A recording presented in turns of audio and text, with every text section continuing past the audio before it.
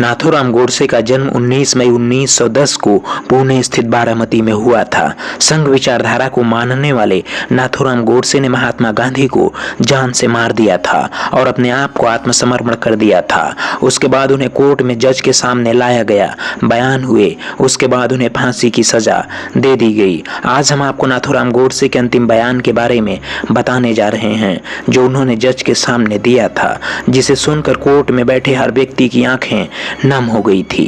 उन्होंने अपने बयान में कहा, सम्मान, कर्तव्य और अपने देशवासियों के प्रति प्यार कभी कभी हमें अहिंसा के सिद्धांत से हटने के लिए बाध्य कर देता है।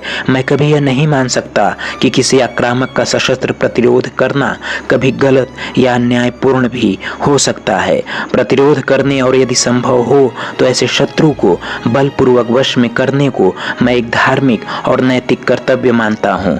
मुसलमान अपनी मनमानी कर रहे थे, या तो कांग्रेस उनकी इच्छा के सामने आत्मसमर्पण कर दे और उनकी सनक, मनमानी और आदिम रवैये के स्वर में स्वर मिलाए, अथवा उनके बिना काम चलाए। वे अकेले ही प्रत्येक वस्तु और व्यक्ति के निर्णायक थे। महात्मा गांधी अपने लिए जूरी और जज दोनों थे।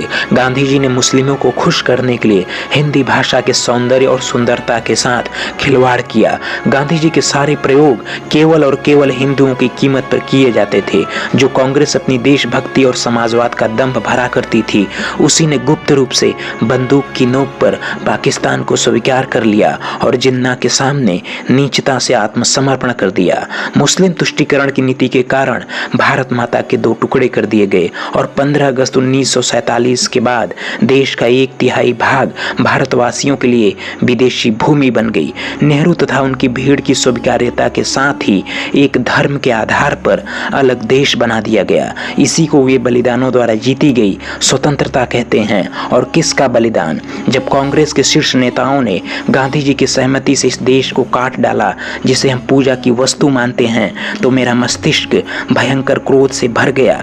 मैं साहसपूर्वक कहता हूँ कि गांधी अपने कर्तव्य में असफल हो गए। उन्होंने स्वयं को पाकिस्तान का पिता होना सिद्ध किया है। मैं कहता हूँ कि मेरी गोलियां एक ऐसे व्यक्ति पर चलाई गई थी जिसकी नीतियों और कार्यों से करोड़ों हिंदुओं को केवल बर्बादी और विनाश ही मिला। ऐसी कोई कानूनी प्रक्रिया नहीं थी जिसके द्वारा उस अपराधी को सजा दिलाई जा सके। इसलिए मैंने इस घातक रास्ते का अनुसरण किया। मैं अपने लिए माफी की गुजारिश नहीं करूंगा। जो मैंने किया उस पर मुझे गर्व है। मुझे कोई संदेह नहीं है कि इतिहास के ईमानदार लेखक मेरे कार्य का वजन तौलकर भविष्य में किसी दिन इसका सही मूल्यांकन करेंगे।